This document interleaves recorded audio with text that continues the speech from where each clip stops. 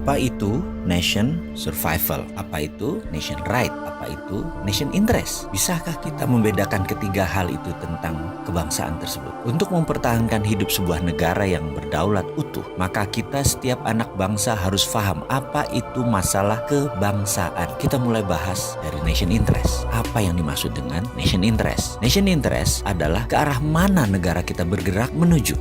Sebentar, kita ini jangan-jangan ditanya nation itu apa, state itu apa, atau dalam bahasa Indonesia bangsa itu apa, negara itu apa, nggak ngerti ngebedainnya. Betul ya? Masih bingung? Kita bahas lebih dalam. Bangsa Indonesia itu jadi lebih dulu dari negara Indonesia. Bangsa Indonesia itu jadi lebih dahulu ketika Sumpah Pemuda tahun 1928 dengan mengatakan berbangsa satu, bangsa Indonesia. Maka sejak saat itu jadilah bangsa Indonesia. Sementara negaranya, negara Indonesia baru jadi setelah 17 Agustus 1945.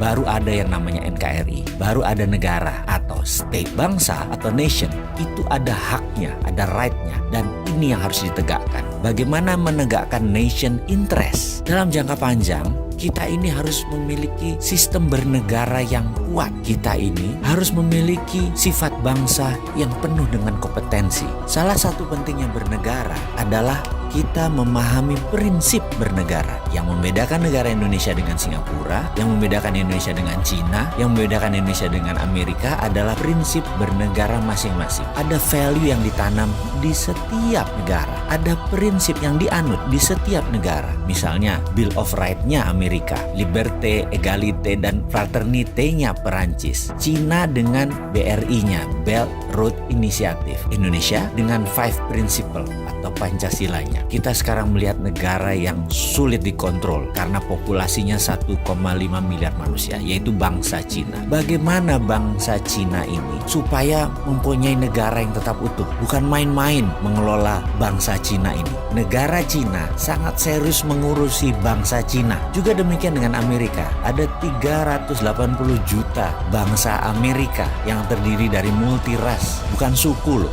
ras dan etnik. Ada 100 kali. Amerika adalah negara imigran. Indonesia rasnya sedikit. Ada Melanesia, Polinesia, dan Melayu. Jadi suku bangsanya kita banyak. Dan yang unik adalah 89% beragama Muslim. Sehingga Indonesia bisa dikatakan dengan 267 juta jiwa, 89%-nya adalah Muslim. Indonesia adalah negara Muslim terbesar di dunia. Jadi bagaimana membuat negara kita ini utuh terus sampai akhir zaman? Saya teringat sebuah sesi dikala saya masih aktif di sebuah lembaga negara urusan pertahanan. Kami diperlihatkan, ditontonkan film dokumenter yang sangat menarik. Film ini adalah bagaimana Cina membangun doktrin bernegara masuk ke bawah sadar anak-anak bangsa Cina. Diperlihatkan melalui kamera CCTV di video tersebut di sebuah tempat penitipan anak. Karena kala itu banyak sekali suami istri yang bekerja di Cina dan anak semata wayangnya dititipkan di tempat penitipan anak milik negara. Anak itu usianya berkisar 3-5 tahunan. Ketika mereka habis makan siang, mereka pun tidur siang secara bersama-sama. Kira-kira jam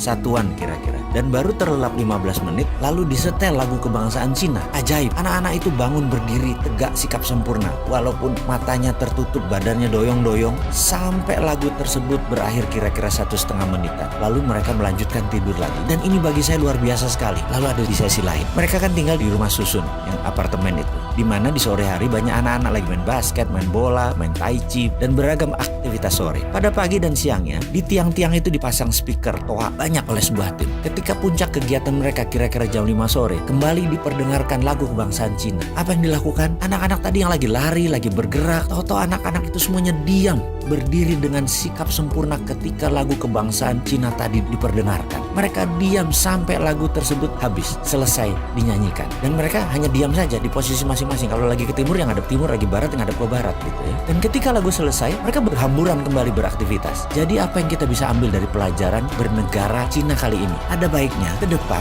lagu Indonesia Raya yang dinyanyikan adalah stansa 2 atau 3 stansa sekaligus. Lalu setiap anak bangsa mendengar lagu Indonesia Raya dinyanyikan, berdiri sikap sempurna, tidak goyang, tegak gagah sampai lagu itu selesai. Inilah strategi survival of the nation. Keberlangsungan kehidupan berbangsa dan bernegara adalah perjuangan jangka panjang. Membentuk karakter ini kita harus membangun dengan semangat yang gigih militan, yaitu diawali dengan sikap sempurna mendengarkan lagu Indonesia Raya.